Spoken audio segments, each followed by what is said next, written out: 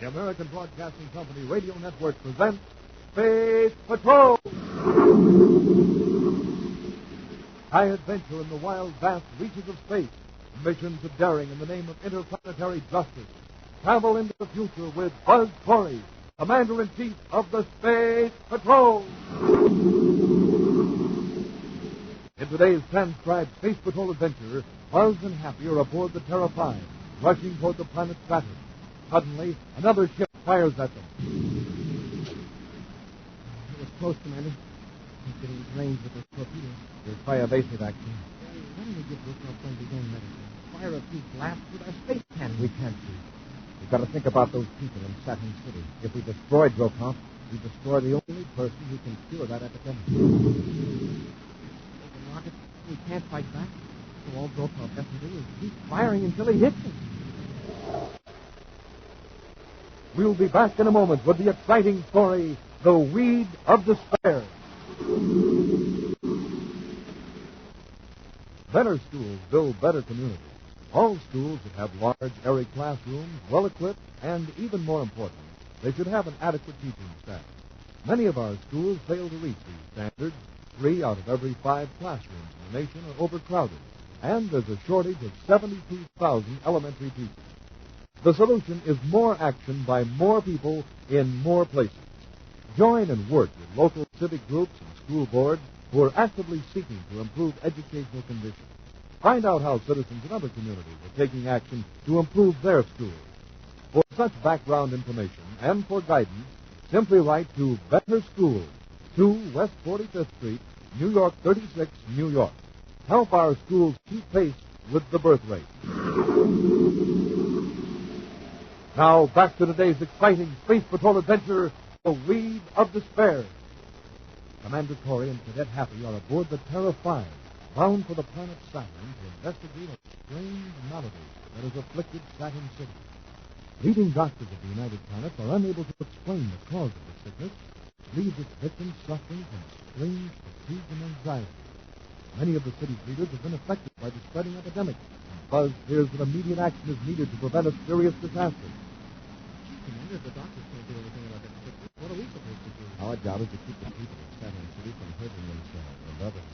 I've read in the medical reports here, nobody gets violent. It's the opposite, in fact. They just sit around and brood and worry. Exactly. Every motion seems a tremendous effort to them, useless effort. As the sickness progresses, they become afraid to take any sort of action for fear it might be the wrong thing to do. Then it's all in their mind. Possibly. That doesn't make the effect of the sickness any less real. I still don't see how we can.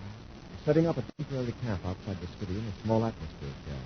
In case Saturn City has to be quarantined, we can rotate skeleton crews in 2 positions and operate the city by remote control. We could reach Saturn in about 2 hours. We're just over the orbit of the 6th moon, Titan. Titan, the 6th moon of Saturn, is the only satellite in the solar system with a natural atmosphere. Prospectors like Mort Stocker and Reese Haviland, with little money for spacesuits or small atmosphere shells, take advantage of this fact in their search for valuable minerals. Their small, powerful surface truck roars over Titan's rough terrain. Nice kid right over that hill, Reese. I think you're right, man. Flashes in the sky, flashes over the hill. Yeah, I saw him. Green flash. Yeah, the polka dots, yeah. No, there wasn't any polka dots. Like I told you, I was looking out the window of our shack when the first flash came out in space. Meteor. And then several minutes later, the next one came. It exploded when it hit the ground. If it exploded, it isn't going to do us any good, even if it was solid uranium. No. Look, you can see it now. That's where it landed, that big scarred place a quarter of a mile ahead. I see it. It's all black and torn. But it wasn't a meteor, and a meteor would have dug a crater. Something burned, Reese. Something burned hot. Look out at command. Land on the ground.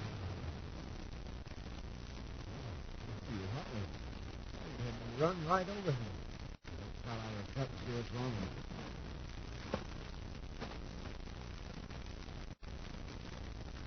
Help him over, Mark. Can't tell whether he's breathing or not. He's punctured right here in the lane. Whatever exploded over there, a chunk of it hit the program. He's alive, all right. Here, help the neighbors run into the truck. They rush into the shack and buckle him up. The two prospectors speed back to their shack with the injured man. While they're dressing his wounds, the stranger regains consciousness. You just lie there and don't take it easy. I'll have you patched up for you. You gentlemen saved my life. I was sure I was finished. You're going to be all right. I get you? I feel Where? A couple of miles from where we picked up. How did you happen to find me? I saw the flash the meteor made. It was a meteor, wasn't it? No, it was my ship, my private cruiser. Something went wrong with the reactor. I managed to shut down and get out before it blew up. Fragment must have caught my leg. You were lucky at that. By the way, my name is Reeve Havlin. My beetle bride friend here is Mort Stocker. We're prospectors, in case you haven't guessed. I'm very glad to know you, gentlemen. My name is Gelman. I'm from Venus. Yes, a plant pathologist. What kind of a factory you work for? Factory? Oh, I'm afraid I didn't make myself quite clear. I work with growing plants, flowers, bees. Well, Mr. Gowan, you won't find many plants on Titan. I didn't expect to. My landing here was kind of accident. Yes, sir. You gentlemen probably get around a lot. Maybe you can help me. Would you be good enough to bring me my jacket? Oh, sure, I can. I'm searching for a certain type of plant. A reed, to be exact. Yeah, but you'd know it. Well, I might. Here's the jacket, Mr. Gowan. Thank you. Oh, it's fancy. I ever saw clothes quite like these before. It's a semi-official uniform. Here's what I wanted to show you.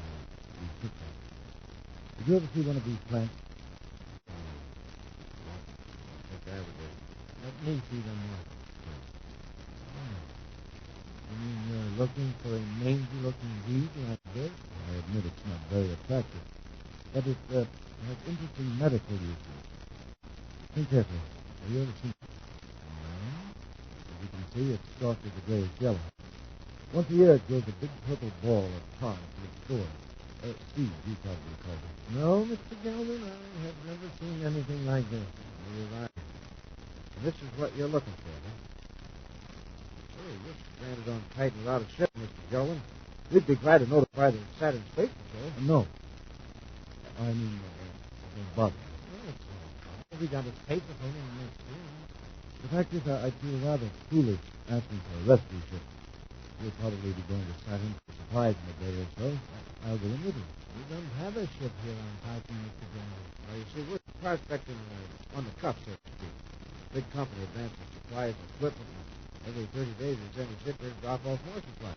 Then we'll pick up samples of ore. You want to wait till the ship comes? You're welcome. And how long will that be? Well, our ship was here 3 days ago. It'll be 28 days from next. Don't let that worry you. We got plenty of food. And you're welcome to stay with us. You know, you just lie down there and take it easy. I'll rustle up some food for you.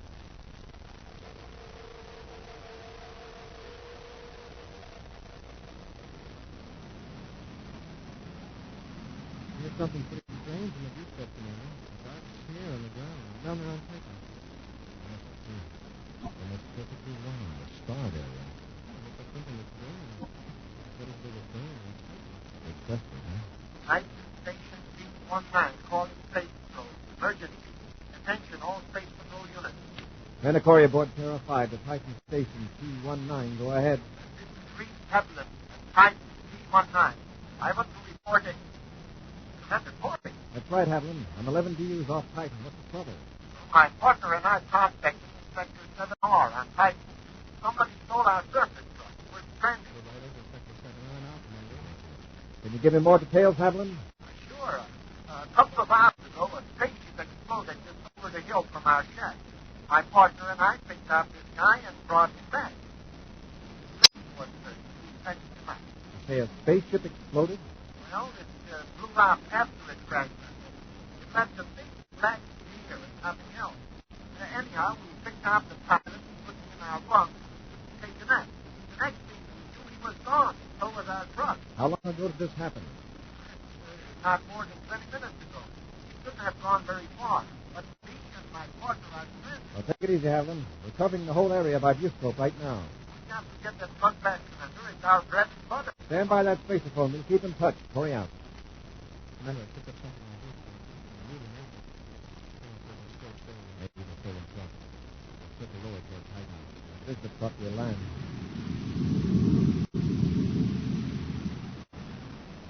When closer observation proves the moving object to be a surface truck, Buzz lands the Terrified near the blackened area. By now, the surface truck has stopped near some large rocks.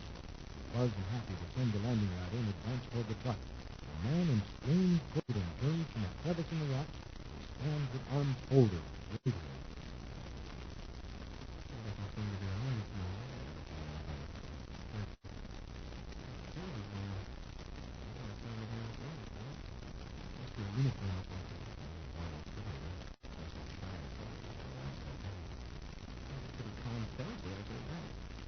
We're space patrollers. We'd like to ask you a few questions. Of course. Where did you get that surface? We got a couple of parts of it. More stock than we have. I suppose the reporter was stolen. Right. Actually, I only borrowed it. I figured I'd get back to the shack before the next truck or me. Why are you here? Looking for something? Yes, I am. You see, I had some valuable personal effects aboard my spaceship. I have hoped they were going to hear about the explosion. So I came back to look for it.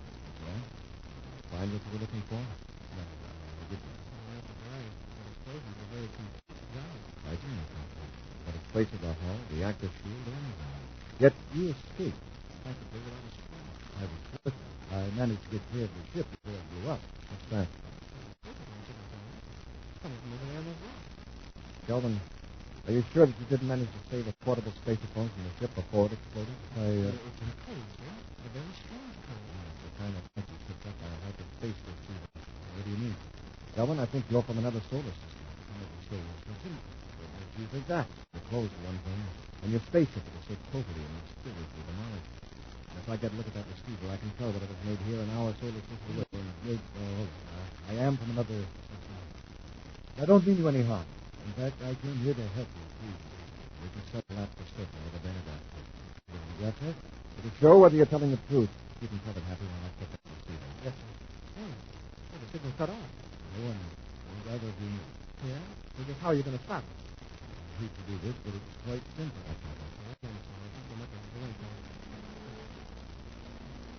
I'm getting scared.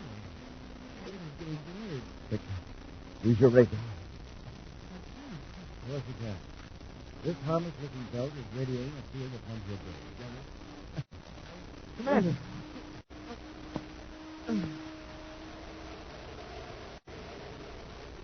We'll return to our exciting Space Patrol adventure in just a moment. One of the great men of our time is Dr. Albert Schweitzer. For the past 40 years, Dr. Schweitzer has dedicated his life to his medical mission in French Equatorial Africa, devoting all his personal income to the support of 700 patients suffering from leprosy, malaria, sleeping sickness, and other dread diseases of the jungle. Dr. Schweitzer has just reached his 80th birthday. As a tribute, many Americans will send him a gift through CARE, because help for Dr. Schweitzer's hospital is one continuing part of CARE's World Health Program. Your contribution will be gratefully received and carefully spent in the service of humanity. Send it to CARE, New York 16, or to any local CARE office. Specify that it is for Dr. Schweitzer's hospital in Africa. Now back to our exciting Space Patrol adventure, Weed of Despair. Buzz and Happy landed on Titan, Saturn's fixed moon, near a strange scarred area where the spaceship disintegrated in an explosion. While questioning Gelden, the pilot who survived the disaster, Buzz found evidence that the ship is from another solar system. Suddenly, Gelden stunned the space patrollers with a brain-numbing field that radiated from his belt. Now, Buzz and Happy find themselves in the control compartment of the Terrified, with Gelden standing over them. Now, if your heads are clear, I want you to listen. Understand? We've got our weapons. We can't do anything else. I'm from Talorma, a star system about 80 light years from your solar system. I'm an officer in our Galactic Peace Commission. It's on the order of your space patrol. I can point out a few differences. Perhaps. I'm here to capture an escaped criminal. But you're the law. I'd hate to meet the criminal. I know you're angry. But it was necessary for the welfare of your own people. So to help people, you put us out cold with that radiation field. You plan to take me to your space patrol headquarters, you said. It would take time, and there's none to spare. Not when I have a lead on Dokar. Who is Dokar? The criminal I'm after. After he fled from Talorma, I trailed him to the Procyon system, and then here. I'd intercepted a hyperspace signal from him when my ship developed trouble. I had to land on Titan. I destroyed my own ship so Dokov couldn't stop it. Well, what does this Dokov do that's so dangerous? He brings entire planets under his control. How does he work? I want to show you some pictures. Did you ever see a planet like this anywhere in your solar system? How about you, Hopper? Oh, no, sir, I don't think so. This weed is probably the most dangerous plant in the universe. It looks harmless, but just a few of them can pollute the atmosphere for miles around. You mean it's poison? Not in the ordinary physical sense. Its effect is emotional or psychological. You see this purple sac, a pod? Mm-hmm. When that pod bursts, billions of microscopic spores are released into the air. Many of the spores are breathed by human beings with strange sicknesses. What kind of sickness? A great lassitude, a fatigue. The victim is overcome with a sense of hopelessness. Nothing seems worthwhile. Then comes a horrible anxiety, a formless, baseless worry, and a sense of despair. Saturn City. That's exactly what's happening in Saturn City. What is Brokov's purpose? How can he profit by it? Brokov also has the only cure for this sickness. And your scientists have tried every possible remedy and failed. And the government and its citizens become panicky. And Brokov will offer a cure at an enormous price. If there is a cure, a positive, definite cure. Yes. Tell us what it is. With your help, our scientists could prepare it and rush it to Saturn City. And it's not as easy as that, Commander. Years ago, the government of Taloma destroyed every weed on the planet where it originated. The remedy is destroyed with the weed. How? You see, a species of wasp feeds on a substance secreted by the stalk of the plant. When the weeds are killed, the wasp had no more food and died out. Well, what's the wasp got to do with the cure? An extract is made from the honey of the wasp. That substance counteracts the effect of the spores, and only Brokov has this extract. That's right, Commander. And the supply of the plants. Then you're willing to join forces with us to capture Brokov? Not only willing, but eager. Fine. We can use our ship and your knowledge. But first, there's that truck you borrowed from our two prospectors. How far away is that shop? About 1 khur. That would be less than 2 miles from your measurement now. I'll spacephone the prospectors and tell them where the truck is. I'll tell them I've arrested the man. That's fine, Commander. The sooner we go after Brokov, the better. Where do we start looking for him? I only know he's somewhere in this part of your solar system. We'll head for Saturn City and make a few inquiries. Prepare for blast-off, Hap. I'll contact Mort Stocker. Blasting off from the sixth moon was such a victory for the planet Saturn. Now the Terra-5 is a few hundred VUs from the outer perimeter of Saturn's rings. It's a magnificent sight, Commander. Those rings on Saturn, yes. They are beautiful, Barry. From this angle, the rings look smooth and flat. One might even be tempted to try to land on them. If you tried it, your ship would be chewed to pieces in a fraction of a second. Those rings are made up of tiny fragments of rock whirling around Saturn at about 10 miles a second. Commander, look at the rear view scope. There's a ship right on our tail. It's on a collision course with us. We'd better warn them. Private cruiser, sir. That's all I can tell about it now. He's firing at us. Hey, what's he lobbing space torpedoes at us for? Doesn't he know this is a space patrol ship? I think he does, Happy. I'm the one he wants to get. You? But who would want to... Oh, Brokov. Yes. Commander, do you mind if I try to contact him? Go ahead, Gelwin. Brokov, this is Gelwin of the Galactic Peace Commission. I form a division. Brokov, do you hear me? Yes, Gelwin. I've been waiting for you. How did you know I was aboard the commander's ship? I intercepted Torrey's conversation with the prospect. And I have been watching Titan since your own ship landed there. I have also overheard your hyperspace messages in Taloma. Corey knows that you're responsible for what's happening to the people in Saturn City. When you show up with the remedy, you'll be captured. That's right, Brokov. You won't be able to profit by your extortion plot. I disagree, Commander. You have not seen an entire city in the grip of an epidemic of despair. When the sickness really takes hold, your United Planets government will do anything to obtain the remedy, at any cost. If that's the case, what will you gain by destroying us? Gelwin knows too much about me. You two working together could cause me some annoyance. Now, Commander, further conversation is useless. If you'll excuse me, I will resume the pleasant task of exterminating you. Well, there's no use appealing to his finer sensibility. That's right, Commander. Oh, that was close, Commander. He's getting his range with the torpedoes. Why don't we give him some of his own medicine? If we give him a few blasts with our space Well, cannon... we can't. Now, think about those people in Saturn City. If we destroyed Brokov, we destroyed the only person who can cure that epidemic. He's gaining on it, sir. Smoking rockets we can't fight back, so all Brokov has to do is keep firing until he hits us. I'm changing vector half. We're heading for Saturn's ring. But sir, Brokov can still follow us. He won't follow us where we're going. He's taking the ship right into the ring. What? Why don't choke the rock will turn this ship into a sieve. We'll go in on a tangent. It's a choice between getting hit with 1,000 fragments or one torpedo. Commander, you aren't really going to go into that ring. Yes. And to nudge our way in gently. We'll match our velocity to the particles in the outer rim. We'll be riding along with them, sort of rolling with a pinch. It might work, Commander. Have to run the repeller ray about 1/10 pound. Yes, sir. We're going to grab a ride on Saturn's merry-go-round. When those particles seem to be standing still, we'll pull into the stream. There's no motion of match velocity now, Commander. The repeller ray ought to keep off any particles that come too close. Rokoff's still firing at us. Uh-oh. He's changed vector. Good. It means he won't try to follow us into the ring. Those particles are all around us now. They look like they're suspended in space outside our viewport. Like a swarm of bees. And if we don't disturb those bees, we won't get stung. Now the trick is to work our way deeper into the ring. Can you do it, sir? If we increase our velocity gradually, as we move toward the inner part of the ring, it ought to work. Then you're going to spiral your way in, clear through the ring. No. We'll stay in long enough to convince Brokoff that we're finished and come out through the top. I bet he's already sure that we're full of holes. Delvin, I'm going to cut in the hyperspace receiver. If Brokoff keeps in close touch with his Confederates back in Paloma, we may learn something about it.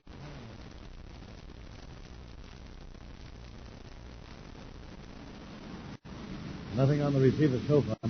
I'll try another frequency. All right, Delvin. I think we can work our way out of the ring now. I've got something. There's some code. I can't make it out. Is it from Paloma? I don't know. Yes, I'm certain of it. Gelwin is dead. Do not have to worry about his meddling anymore. Brokoff. Not only rid of Gelwin, but the commander of the United Planet Space Patrol as well. The fools dived into a ring of fragments that whirl around the planet Saturn. They must have been ground to pieces in a few Good seconds. work, Commander, just like you said. I've got more good news, Ormark.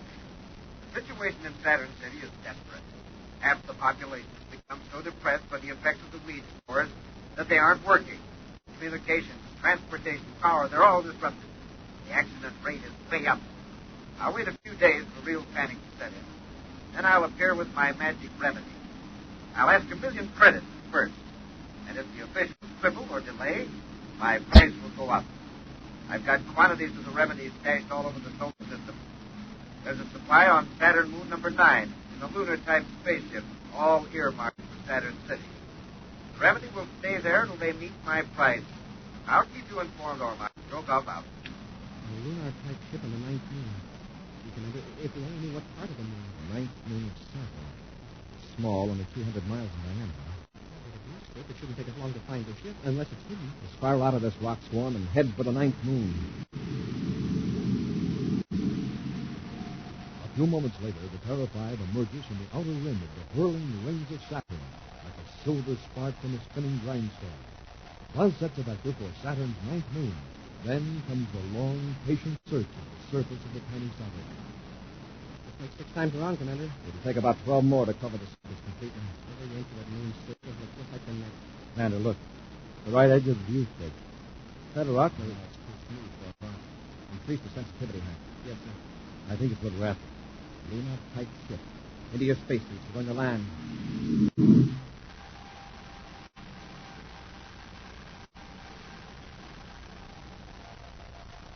Buzz sets the Terra 5 down on the surface of the moon. Then, in spacesuits and with ray guns ready, they advance toward the small ship.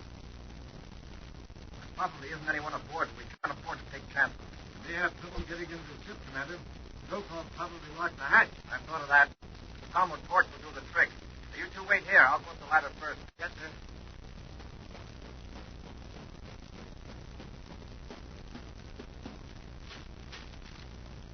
It's locked, all right. A couple of blasts with the torch will take care of that. All right, come aboard. Yes, sir.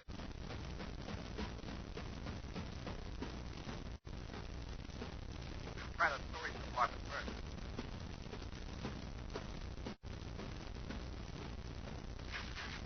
It won't take long to search this ship. Start with that captain.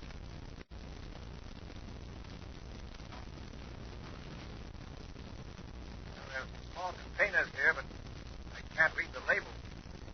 They're in my native language, Norman. They're mostly ordinary chemicals. There. Remedies will lead to despair. Hey, wonderful.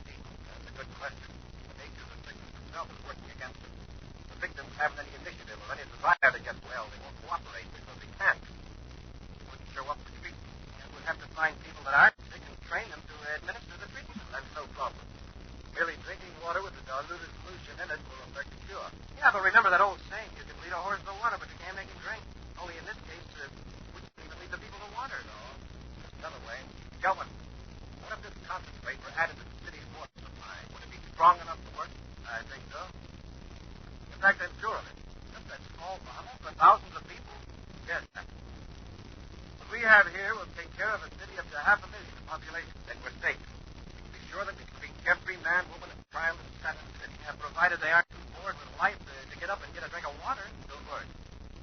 The advanced stages of the sickness, no matter how listless the victims are, one desire remains. One guard that will stir them to effort.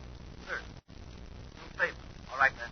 We'll blast off and get this remedy to Satin City. Then we'll go after Strokoff. A preview of next week's exciting Space Patrol adventure in just a moment. Boys and girls, there's a wonderful way for you to get the things you want. Say you want a new bike, or camera, or whatever it is. Well, the way to get it is the United States Savings Club. Now, here's the plan. You put your dimes and quarters, a part of your money, into your school savings plan. You might want to save cash or fill up a savings stamp album, which holds $18.75 worth of stamps. That's enough to buy a $25 savings bond. Just get started on the thrift habit, and first thing you know, you can buy the things you need with your own money. You'll have the fun of watching your dimes and quarters go into dollars. Dollars all your own. Again, the important thing is to be sure you take advantage of your school savings plan each week.